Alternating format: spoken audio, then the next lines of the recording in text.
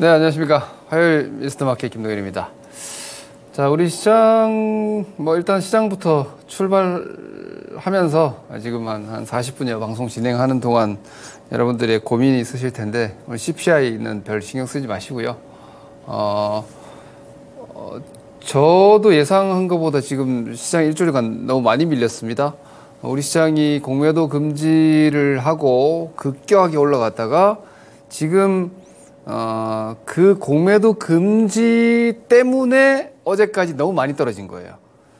이게 말이 좀 어폐가 있긴 한데, 공매도 금지 때문에는 그 조치로 인한 이제 반격 매도세가 변동성으로 지난주 화, 수, 목, 금, 어제 월요일까지 닷새간 코스닥 지수 무려 8.5%, 일주일간 8.5%고 코스피가 아마 한 5%대 떨어졌을 거예요.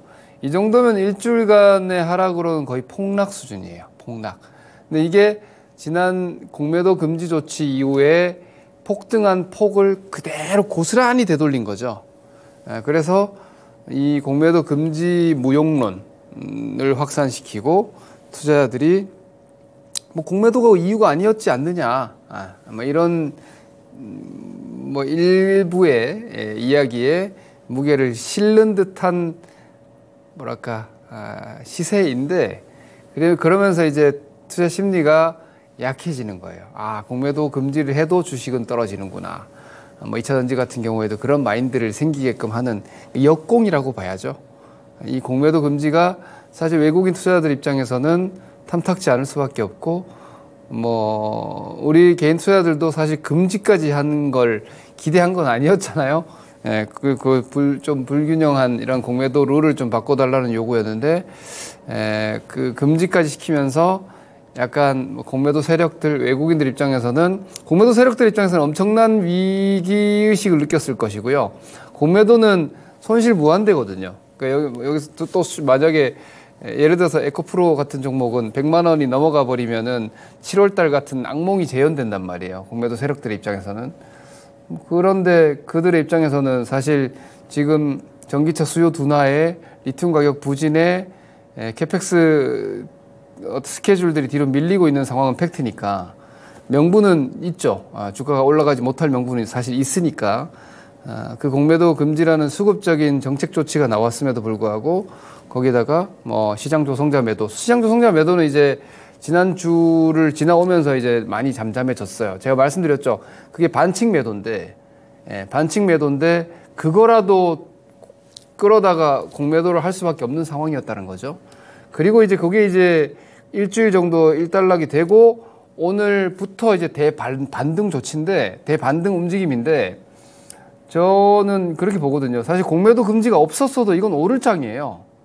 왜냐면 미국의 금리 인상에 대한 우려가 급격하게 완화되면서 9월 FOMC 때는 내년도 금리 첫 인상이 9월 달일 거다라는 전망까지도 지배적으로 나왔었는데, 지금 현재로서는 내년 5월 정도면 첫 인상하지 않겠느냐 정도로 지금 고용 데이터도 임금이나 이런 부분도 고용 데이터가 조금씩 타이트해지고 있고, 오늘 이제 확인될 내용인데 CPI 같은 경우는 이미 많이 내려왔는데 지금 오늘 예상이 헤드라인 3.3까지 나오거든요. 그러면 3%대 초반 아닙니까? 그러면 2%대가 눈에 보이잖아요. 아시다시피 중립금리, 목표 인플레 다 20%대 중반이에요. 그러니 늘 연준이 얘기하는 2%대 인플레이션 타겟팅 구간까지 들어오지 않습니까? 그러니까 이런 상황들로 인해서 다시 또 금융 완화에 대한 기대감이 시장에 들어오고 있기 때문에 우리 시장이 사실 공매도 금지가 없었어도 반등은 할 상황이었어요. 근데 그 공매도 금지가 공매도 금지라는 상황은 일주일 만에 여러분들의 많은 시각을 바꿔놨지만 팩트예요. 공매도를 어쨌거나 시장 조성자 매도도 지난 일주일만큼 그렇게 과격하게 하지 못해요. 왜냐면 그들이 지난주는 절박했기 때문에 그거라도 끌어서 지금 쏟아내야 되는 상황이었고, 지금은 보면 거래소 데이터로 보면은 시장 조성자 매도도 그만큼 안 나오고 있어요. 그렇게 많이 나오고 있지 않으니까 이제 일주일간 폭락한 데 대한 또 대반등을 하겠죠. 그런데 스트레스는 또 그러려고 우리가 또 우리나라가 시장이 상대적으로 부진했는데 공매도 때문에 또 너무 끌어당겼다가 또 대발락해서 또 상대적으로 좀 부진한 자리거든요. 반등 좀 하려고 보니까 또 미국의 예산안 가지고 뭐 셧다운 우려를 조금 해야 되는 주간으로 들어가는데 이번 주는 CPI보다는 미국의 내년도 예산안 처리 여부가 되게 더 중요하거든요. 네, 그런 상황이나 뭐 10월 말 일단 하단 저점은 찍어놨고요. 대부분의 섹터들은 일단 시장 하단은 10월 말이라고 보시면 될 것 같고 지금은 이제 연말까지 이제 반등 움직임이 좀 더 진행된다. 그리고 공매도 금지 조치는 수급적인 기저를 완화하는 거기 때문에 뭐 연말 효과는 좀 더 있을 거고 그리고 또 하나의 정책이 지금 계속해서 표류하고 있는 게 있죠. 대주주 과세 요건 완화. 요건 제가 이따가 잠깐 말로 한번 설명을 드릴게요. 지금 이야기 나온 김에 말씀드릴게요.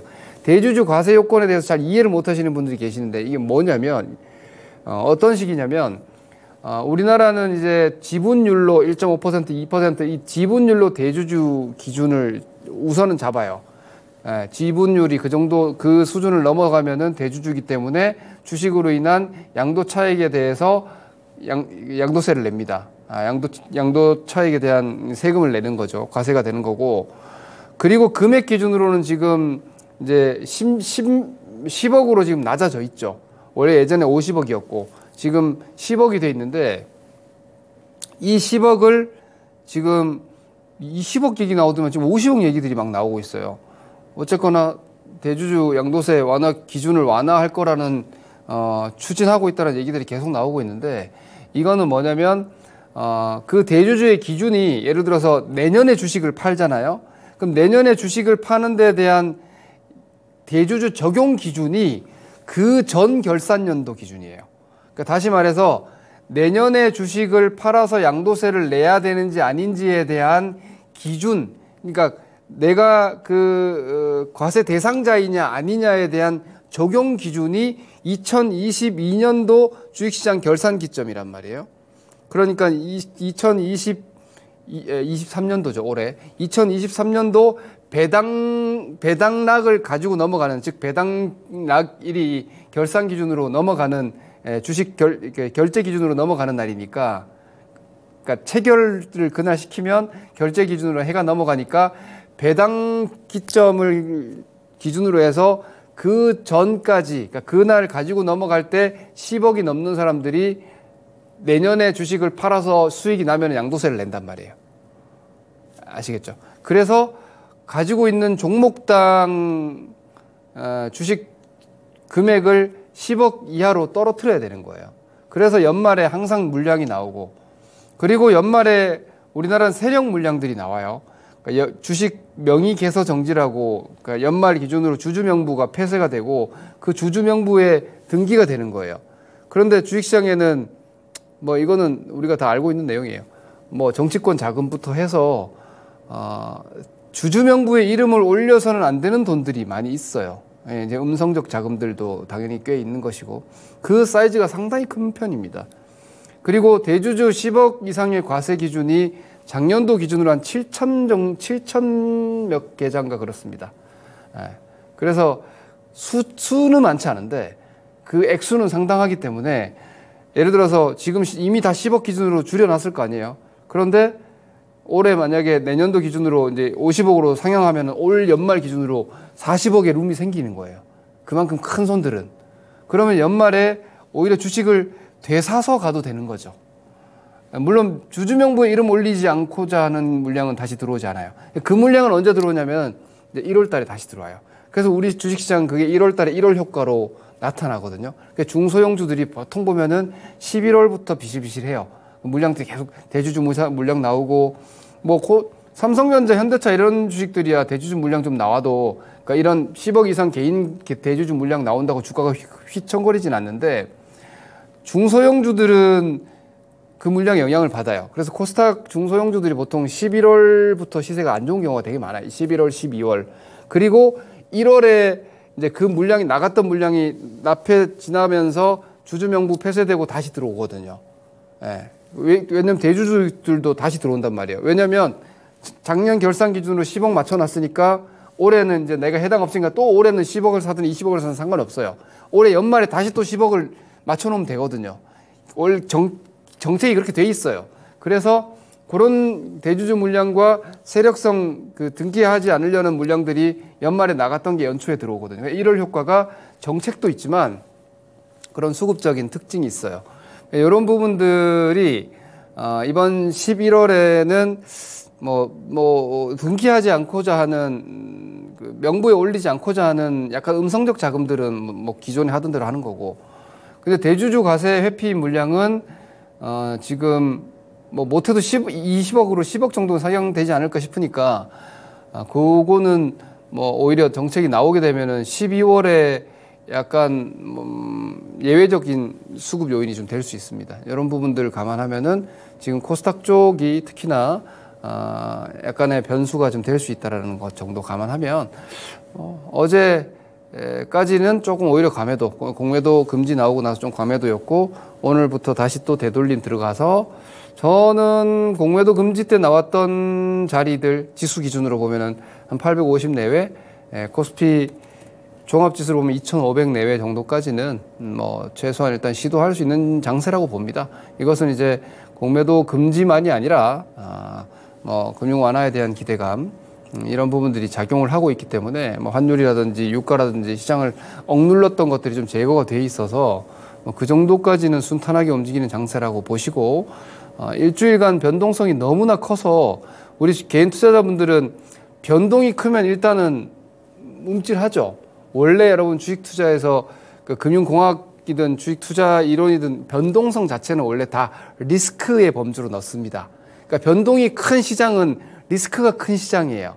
상승도 마찬가지예요. 단기간에 너무 많이 올라간 주식은 이렇게 급격하게 흔들릴 수 있기 때문에 그 변동성 자체를 위험의 범주로 넣거든요. 그래서 금융공학을 하는 이런 쪽에서는 대부분 그 변동성을 제거하기 위한 여러 가지 해칭이라든지 이런 금융공학적인 포지션들을 취하거든요. 그만큼 이번 주까지 우리 시장은 불안정했다는 거예요. 변동이 컸다는 건. 정책이 갑자기 예상하지 않고 예기치 않았던 정책이 갑자기 튀어나오고 이러면서 조금 시장이 좀 경기를 보였는데, 근데 그것은 차차 진정되면서 시장의 본 방향은 지금 내년도 이제 긴축 끝났고 이제 완화에 대한 기대감이 다시 또 생기고 있기 때문에 그 부분을 현재 시장의 메인 아젠다로 놓고 연말을 가시면 되겠다. 그래서 현 시점에서는 그게 벌벌 떠실 필요는 없을 것 같아요. 변동성은 우리가 피하려면은 적기에 주식을 팔았다가 그 변동성 바닥에 주식을 딱 사고 이래야 되는데 그게 어렵죠. 그래서 이번 주에 지난주 일주일에 있었던 이런 급격한 변동성은 이제 점차 제거된다라고 생각을 하시면 되겠고요. 그럼 여기서 이제 시장은 어느 쪽으로 갈 것이냐? 저는 일단 여전히 우상향으로 보고 있습니다. 여기서 제가 우리 시장 2300선에서 PB밸류 0.8283을 얘기했는데 지금 조금 내리면 다시 여전히 거기에요. 그래서 여전히 싼 구간이라는 거죠. 시장 자체가 싼 구간이고 기업들의 3분기에 우리나라는 실적이 좀 안 좋은 기업들이 많았지만 좀 부진한 실적과 전방을 주가들이 꽤 많이 반영하고 있는 섹터들이 있어서 그런 거 감안하면 하방 위험은 좀 제한적인 것 같고요. 상방도 아주 탄력적이기보다는 그냥 어영부영 이렇게 좀 더 회복하는 양상이 되지 않을까 싶으니까 오늘 마감 앞두고 너무 스트레스를 크게 가질 필요는 없겠다. 이렇게 일단 먼저 오늘 시작에 대한 이야기를 먼저 드리고 갑니다. 자, 요즘 시장이 변동이 너무 크다 보니까 이제 우리가 헷갈릴 수 있어요. 주식을 저는 제가 말씀드리고 저를 여러분들 토마토에서 오래 봐오신 분들은 토마토 방송에서만 제가 20년 넘게 지금 활동하고 있으니까 일단 기본적으로 고인물이에요. 주식시장에서 제가 30년 가까이 지금 거래를 하고 있고, 근데 주식은 하면 할수록 새로운 것 같지만 늘 반복돼요. 이게 시장만 그런 게 아니라 투자자도 그런 것 같아요. 그러니까 저는 주식 투자의 격언, 명언 이런 것들을 항상 되새기거든요. 제가 매매하면서 그 부분을 늘 느끼니까. 그래서 항상 주식이 조금 이렇게 흥분하고 혹은 막 두렵고 할 때 항상 저는 기본으로 돌아가서 딱 객관화시키려고 해요. 그래서 주식을 특히나 요즘처럼 이렇게 도대체 어디로 뭐 어떻게 되고 있는 거야? 갈피를 못 잡고 계실 때 제일 먼저 생각해야 되는 거는 방향이에요. 시장의 방향, 내가 가지고 있는 주식의 방향, 그리고 그 방향과 내가 나의 투자의 스타일이라든지 시간이라든지 이런 것들이 과연 일치하느냐, 내가 추구하는 바와 현재 주식의 방향이 과연 일치하는 쪽으로 가고 있느냐, 이거를 계속해서 재점검을 하시는 게 중요해요. 요즘처럼 단기 변동성이 클 때 그 단기 변동성 속으로 들어가려고 하면 제 경험으로는 그건 저도 나름 다리 좀 떠는 놈인데, 주식시장에서 나름 다리 좀 떨어왔던 놈인데, 그럼에도 그 변동성 안에 들어가서 제가 그 변동성을 싸워 이겨내는 건 승률이 떨어져요. 근데 오히려 이런 불확실한 상황에서도 저는 수도 없이 이런 변동성 상황을 지나왔는데, 결국은 본 방향성의 포지셔닝을 해놓으면 이 변동성은 결국 지나가서 그냥 아무것도 아닌 게 돼버려요. 왜냐하면 이번 일주일 동안 막 난리법석 떨었지만 그 일주일은 이제 지나면 지난주가 돼버리잖아요. 지나간 일이 돼버리고 이제 앞을 보잖아요. 주식시장은 앞을 보거든요. 뒤를 보는 게 아니라. 그래서 지금 시점에서 시장이 혹은 내 주식이 어느 방향으로 가고 있느냐를 계속해서 재점검을 해서 그 방향에 맞는 포지션을 해놔야 된다는 거죠. 역포지션이 반대 방향이 아니라. 예를 들면 주식이 이렇게 장기적으로 올라가고 있는 주식인데 지금 너무 힘든 상황이에요. 근데 장기적으로 올라가는 상황을 유지하고 있고 내가 장기 투자자라면 그건 그냥 가만히 있으면 되는 거예요. 조정이 지나면 다시 올라가게 되는 거니까. 장기 성장 산업들, 예를 들어 2차전지 같은 경우에가 지금 그럴 수 있죠. 저는 개인적으로 2차전지 시간 아직 좀 많이 걸릴 거라고 생각합니다. 왜냐면 3분기 실적이 안 좋았고 지금 상황에는 4분기도 실적 안 좋아요.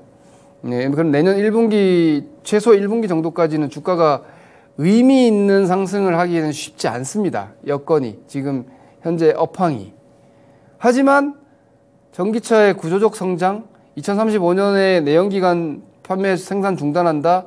10년의 텀은 있지만 앞으로 전기차의 침투율이 점차적으로 늘어날 것이고 그와 관련한 배터리 산업들도 함께 장기적 성장한다는 건 변함이 없죠. 그러면 뭐 한 1년 이상을 보는 장기 투자자 입장에서는 지금 조정은 이겨내야 되는 거예요. 그냥 견디셔야 되는 거고. 근데 만약에 좀 단기적으로 예를 들어서 한 3개월에서 6개월 정도 내가 전략적으로 판단한다면 조금 다를 수 있어요. 약간 전술적 고민이 좀 필요합니다. 그러니까 이런 식으로 방향을 어디로 가고 있느냐 이거를 잘 봐야 된다는 거예요. 예를 들어 시장도 이제 저는 시장도 그런 방향을 고민을 하는데 시장 같은 경우는 이건 제 시간에 제가 그냥 주관을 말씀드리니까 이건 틀려도 할 수 없어요. 그냥 제가 보고 있는 뷰인데 저는 시장은 어떻게 보냐면 내년 저는 상반기에 금리 인하 한 번 정도 할 거라고 예상합니다. 저도 여러 가지 그 역사적 통계 데이터들이 그 정도 한 5월에 1회 인상 정도를 지금 거의 타겟팅하고 있어요. 많은 데이터들이 긴축 중단 이후에 뭐 장기적인 개월 수와 그리고 지금의 실질 금리라든지 이런 부분들이 양전환됐단 말이에요. 이런 것들이 전환되고 나서 몇 개월 뒤에부터 인하가 시작되고 언제부터 고용이 나빠지고 뭐 소비가 둔화되고 이런 거 대충 계산하면은 내년도 한 5월 정도부터는 인하 여건이 될 것 같은데 싶은데 그러면 이제 그때부터는 이제 금융 완화가 되고 경기 부양 스탠스가 되고 지금 고민하고 있는 초고금리 시대는 이제 거기서 끝나요. 하지만 옛날처럼 초저금리로 가지도 않겠지만 뭐 미국 같은 경우는 기준금리 타겟 포인트 한 2.5 정도 가겠죠. 장기적으로는 내년도 같은 경우는 목표 금리가 한 4.5 정도 되는데 어떤 장기적으로는 3에서 3% 초반, 2% 후반으로 갈 거 아니에요. 근데 그 정도까지 간다라고 보면은 결국은 이제 경기에 대한 긴축 포지션이 끝나고 장기적인 경기 사이클로 들어간다 그러면은 통화 완화 쪽으로 다시 가고 설비 투자 사이클 들어가고 뭐 등등 하면은 한 내년도 하반기 이후부터는 유동성 장세, 경기 장세 이런 것들이 펼쳐질 수 있을 걸로 보기 때문에 장기적으로는 주식시장 올라간다는 쪽이에요. 그런데 이제 말씀드린 대로 내년 2024년도 상반기가 조금 연초가 트러블이 좀 있을 수 있지 않을까. 왜냐하면 미국 대선이 이제 연말로 좌우간 기점이 잡혀 있고 미국 대선이 선거인단 방식이고 계속 1년 내내 대선이기 때문에 하지만 결과는 연말에 나오니까 흔들린다면은 연초에 흔들고 연말로 갈수록 회복하면서 가야 되거든요. 그래서 금리 인하도 일단은 상반기 중에 시작한다라고 저는 보고 있고, 그리고 경기가 나빠지기 시작하면은 생각보다 상당히 빠르게 나빠지거든요. 그래서 그 경기가 나빠지는 과정, 그 과정에서 금리를 인하하는 그 과도기 구간에서 경기 우려 내지는 뭔가 약간의 부실 기업들의 약간 트러블 같은 것들이 2024년도 연초에 한번 이게 노이즈들이 좀 있지 않을까라는 경계감을 저는 조금 가지고 있어요. 그렇게 따지면은 이제 그냥 제 기준으로 편하게 말씀드리면 한 3에서 6개월 전략은 연말에 올라가면 좀 팔아놓고 기다리자 쪽이에요, 저는. 그리고 롱텀으로 본다면은 지금도 2200대, 300대도 충분히 싸니까 주식을 사서 모으는 게 맞다라고 보는 것이고, 그 와중에 중간에 흔들리면 어떻게 그건 갖고 있으면 되는 거고. 그러니까 이렇게 시간에 따라서 방향 결정이 좀 달라진다는 거죠. 그래서 오늘 오를까 내일 내릴까, 물론 저도 지금 이 시간에 나와서 2시에 의사결정, 홀드, 매수 말씀드리지만 그거는 이제 타이밍이고, 사실은 앞으로 일정 기간 동안 어느 방향으로 갈 거냐를 우리가 판단하는 게 되게 중요하거든요. 그걸 판단해서 내가 투자하고자 하는 이 시계가 과연 시장과 같은지를, 이건 저의 결론이지만, 그러니까 여러분들이 만약에 투자 기간이 3에서 6개월을 잡고 있는데 기다리면 회복되겠지라는 생각을 하신다면 회복 안 될 수도 있다는 거죠. 생각보다 주식이 그때까지는 많이 뜨겁지 않을 수 있다는 거죠. 의사결정이 달라지지 않습니까? 오히려 저는 3에서 6개월 내의 의사결정이라면은 연말에 지금 여러 가지 수급 여건이라든지 이런 것들로 한번 미국 시장도 소비 기대감이 있고 그러니까 좀 뜨거워지고 약간 떠주면은 살짝 한번 팔아주는 것도 괜찮다는 거죠. 그런 식. 요거는 짧게 1, 3개월 전략이고. 근데 1년 이상의 전략이다. 그럼 내년 상반기까지 계속 저가 분할 매수예요. 내년 상반기까지 계속 저가 분할 매수야. 지금은 이미 저가 한번 나왔으니까 지금은 저가 자리에서 한번 매수하는 거고, 나는 단타 안 할래, 중단기 단타 안 할래, 그럼 그냥 가셔도 돼요. 그러니까 이런 큰 방향에 따라서 다른 거죠. 이건 2차 전지도 마찬가지고 반도체도 마찬가지예요. 반도체 예를 들면 제가 오늘 이따가 4시에 공개 방송할 때 이런 얘기들을 좀 상세하게 할 텐데 제가 그냥 말 나온 김에 풀어서 얘기하면, 반도체도 이제 똑같은 거죠. 여러분들 지금 반도체 다 뭐 보고 갑니까? 다 HBM3칩, 한국 투자자는 다 HBM3칩 보고 가는 거, 미국 투자자는 다 AI 칩 보고 가는 거 아닙니까? 이번에 엔비디아의 H200이 다시 칩이 또 신제품이 나오는데 여기 HBM3 칩이 더 많이 들어가요. 그러니 HBM3 쪽에 대한 모멘텀은 더 강화가 될 텐데, 근데 그게 실질적으로 양산돼서 대량 생산되고 국내 기업들의 수혜가 되는 기간까지 시간차가 꽤 있겠죠. 그러면 지금 시점에서 HBM 칩과 AI 칩을 기대하면서 주식을 가져가시고자 하는 분들은 그 꿈은 이미 1차적으로 크게 반영이 돼 있어요. 그 현금 흐름이 언제부터 제대로 반영되느냐에 대한 시간차가 나는 동안은 조정받을 수 있는 거예요. 이런 거죠. 내가 멀리 바라본다. 제가 이렇게 얘기하죠. 로봇 같은 거 함부로 장기 투자하지 마시라고. 그걸 여러분들이 예를 들어서 로봇의 핵심은 서비스 로봇이에요. 협동 로봇이 아니에요. 그러니까 휴머노이드 로봇, 직립보행 2발로 걸어 다니고 나 대신 청소하고 설거지 해주는 그런 로봇이 여러분 3년 안에 상용화 될까요? 못 돼요. 우리나라에 그거 제대로 하는 회사가 과연 3년 안에 확신할 수 있나요? 못 해요. 그러면 그런 투자는 여러분들 3년 가지고도 안 되는 거예요. 그렇죠? 그러니까 뭔가 그림을 그리고 꿈을 꿀 때 그 시간을 반드시 계산하셔야 돼요. 봐봐요. 제가 한 가지 예를 들어 볼게요. 주식 투자에 우리가 시간을 생각을 잘 안 해요. 많은 분들이. 특히 초보자분들이. 자, 제가 한 가지 그냥 예를 들어 볼게요. 20만 원 하던 주식이 지금 10만 원이야. 근데 내가 아무리 공부하고 연구해봐도 지금 10만 원 정도 바닥일 것 같아. 그리고 이거 놔두면 30만 원 갈 것 같아. 이렇게 딱 단편적으로 얘기하면 당장 사야지. 그죠? 20만 원 하는 게 10만 원 돼 있는데 이거 사가지고 놔두면 30만 원 갈 것 같으면 당장 사야죠. 너무나 심플하게 의사결정이 빡 돼버려요. 그런데 여기서 빠진 게 있어요. 다음 페이지로 보여요. 여기 좀 복잡해지는 거죠. 20만 원 하던 게 10만 원 됐는데 빨간색 이제 그 10만 원 내외에서 한 1년 정도는 회복 기간이 필요해. 왜냐면 20만 원 하던 주식이 10만 원 왔다는 것은 뭔가 업황이 지금 좀 부진하다는 얘기겠죠. 그거 회복하는데 좀 기간이 좀 필요할 수 있겠네. 하지만 10만 원대는 바닥권인 것 같아. 바닥권이면 10에 사가지고 한 9, 8까지도 갈 수도 있는 거예요. 그 1년이라는 시간 동안은 여러 변수가 있을 테니까. 그리고 경기가 좋아지고 영업 환경이 개선되면은 바닥권 한 1년 정도고, 그리고 올라가는 데까지 기다려서 한 2년, 3년 이렇게 놔두면은 한 30만 원 정도 기대해 볼 수 있을 것 같아. 라고 하면은 고민이 되죠. 2년? 3년? 그걸 반드시 여러분들이 투자 의사결정을 할 때 함께 고민해야 되는 거예요. 너무나 많은 분들이 시간을 염두에 두지 않고 자꾸만 가격을 생각을 해요. 자, 제가 아주 이쪽 모니터가 안 되죠? 이쪽 모니터가 연결이 안 되죠? 제가 제 손으로 설명드릴게요. 요거 지금 마킹은 되네. 마킹은 되네. 잠깐 여기로 그려볼게요, 여러분. 제가 아주 쉽게 여기 좀 깨끗한 화면에서 여러분들이 물타기 할 때도 이게 되게 중요해요. 자, 요즘 2차전지 물 타고려고 고민하는 분들 많잖아요. 60만 원 하던 주식 내가 사가지고 주식이 이렇게 20만 원 떨어졌어요. 여기서 물 막 타죠. 근데 저 같은 경우는 진짜 이렇게 물려가지고 물 탈 주식이 있으면 여기서 물 안 탑니다. 왜냐?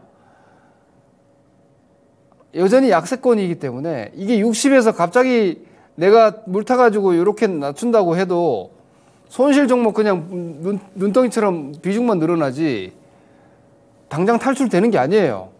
그러면은 충분히 나쁜 상황들이 지나가고 이제 좀 좋아지겠네. 그러니까 여러분들이 하는 물타기는 본전치기 하려고 하는 물타기고, 제가 하는 나중에 제가 하는 게 아니라 주식을 좀 잘하는 사람들이 장기 투자하면서 저가 추가 매수하는 정도의 관점의 물타기는 결국은 더 많이 벌기 위해서 그 주식을 더 많이 사는 거거든요. 그러니까 가격을 희석해서 그러니까 자꾸 가격만 생각을 하시는데, 가격을 희석해서 빠져나오는 게 아니라 어차피 이건 좋은 주식이고 더 올라갈 주식이니까 내 돈이 있으면 더 사는 거예요.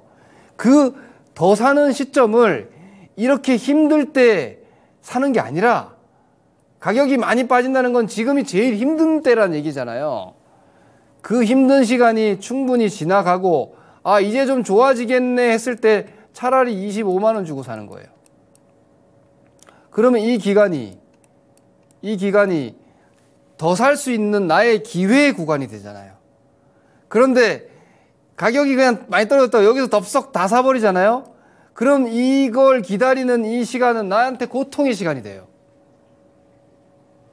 그럼 나중에 결국은 올라가기 시작할 때 너무 스트레스 받아서 안 되겠어, 물량 좀 줄여야지, 올라가기 시작하는 걸 팔아버리게 돼요. 이런 게 결국은 투자의 이 시계를 내가 계산을 못하고 가격만 보면 상당히 큰 실수들을 저지르게 돼요. 그래서 우리가 주식 투자를 하는 데 있어서 이 시간에 대한 계산이 아주 중요하다는 거예요. 이런 부분들을 잘 감안하면 지금 시장과 앞으로의 시장에서 우리가 지금 23년 연말과 내년도 정세를 바라보는 데 있어서 지금 여러분들이 물려 계신 2차전지, 그리고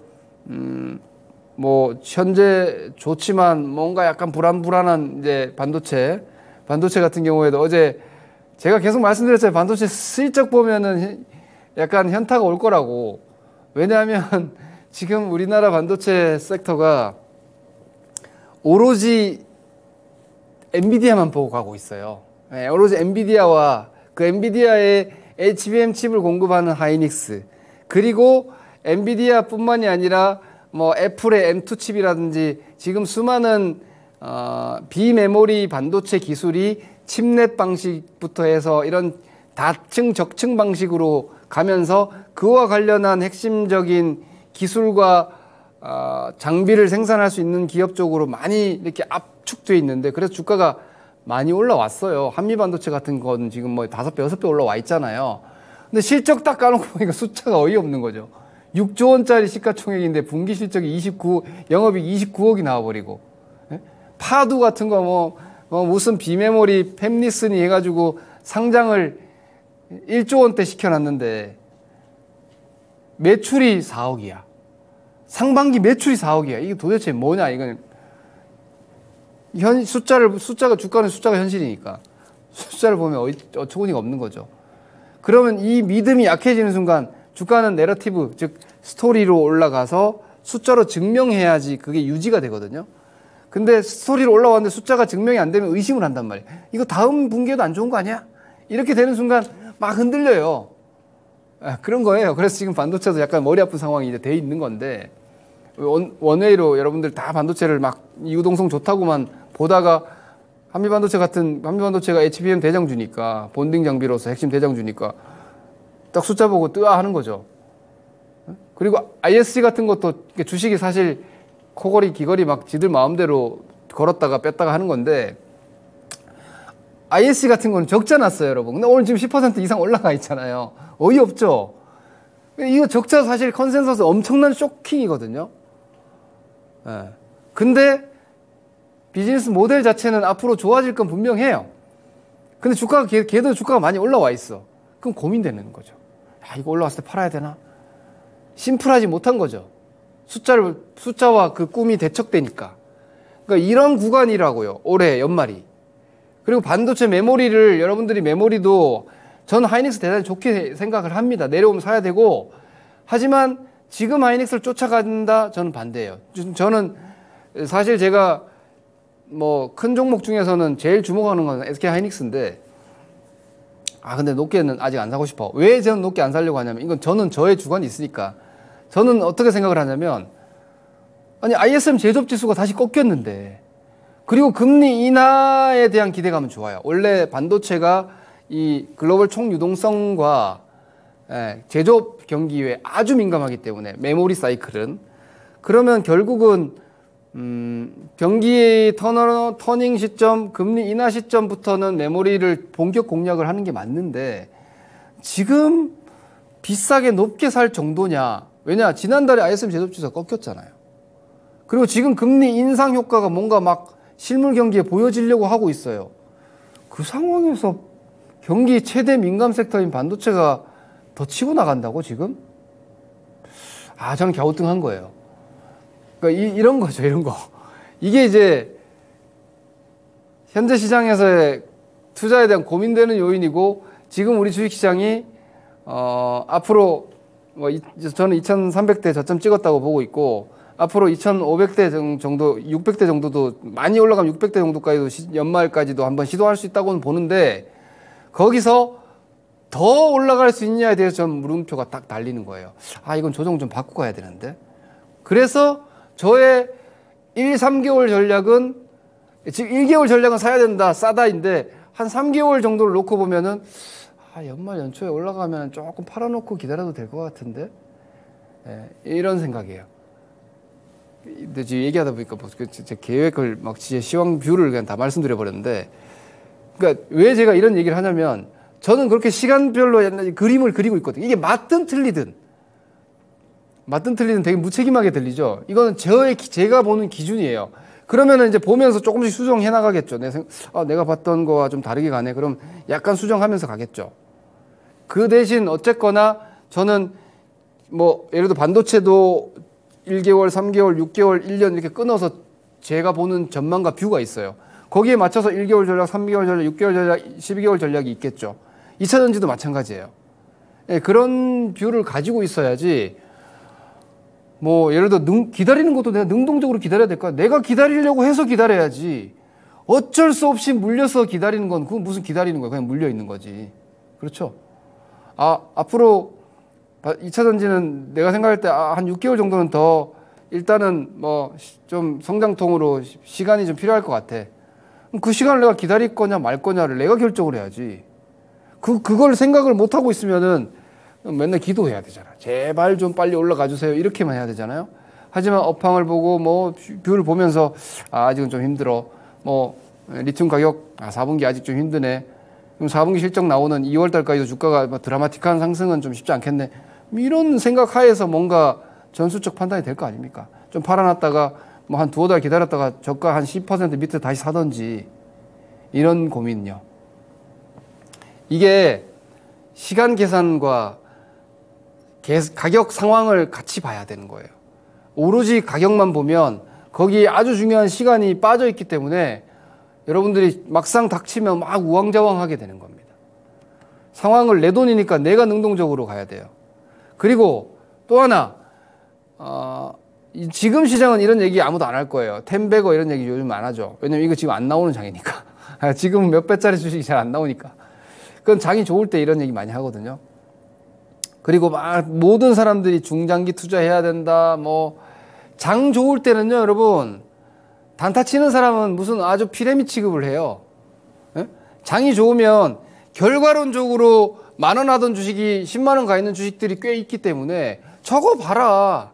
단타하는 니네는 저런 거 못 먹잖아. 이렇게 기술적 매매하는 사람이나 이런 약간 트레이더들을 조롱해요. 장기 투자자들이.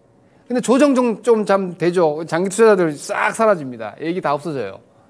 그때는 어떤 얘기 하냐면 물려 있는데도 맨날 실적만 얘기해. 주가가 반토막 나 있는데 맨날 실적 괜찮다고. 그럼 주가가 반토막 나 있는데. 그걸 기술적 대응하는 사람들은 커트를 하거든요. 그래서 우리가 투자를 하는 데 있어서 주식시장에도 많은 어떤 관련 서적들도 너무 장기 투자와 뭐 맨날 2배, 3배, 무슨 10배, 10배거 이런 얘기들만 하는데 야구도 LG 우승 축하합니다. 자, 네.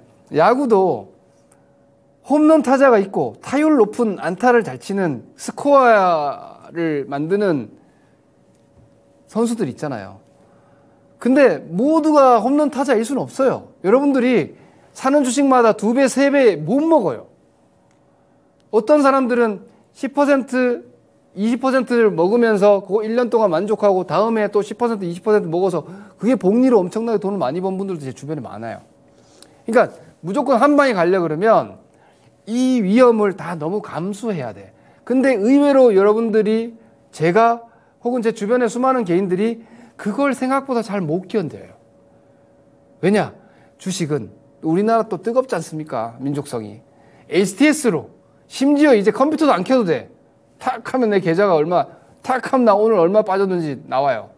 아이고 한 달 월급 나갔네. 아이고 2달 월급 나갔네. 미치는 거예요. 스트레스로.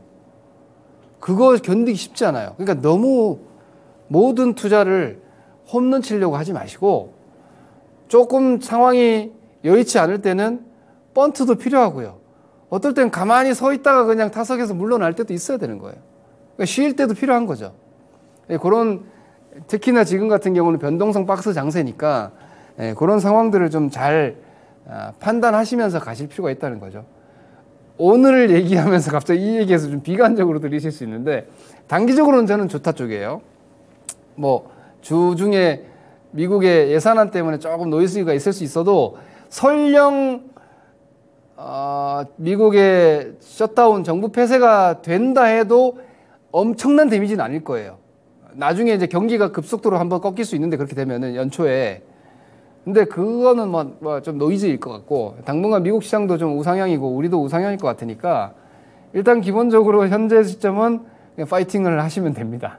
다만 오늘 좋다고 계속 좋을 리 없고 지금 이 상황을 복합적으로 봤을 때 상승하면 조금 걷어들여 놓고 내년 전략을 좀 유동적으로 가져갈 필요도 있을 것 같아서 제가 미리 좀 이런 이야기들을 해드리는 거고 이런 부분들을 오늘 좀 너무 복잡한 얘기를 많이 해서 보완해서요. 이따가 제가 4시에 유튜브 토마토 유튜브 아니고 홍보 아니고 김동현 TV라고 있어요. 제 TV 제 유튜브 채널이 있습니다.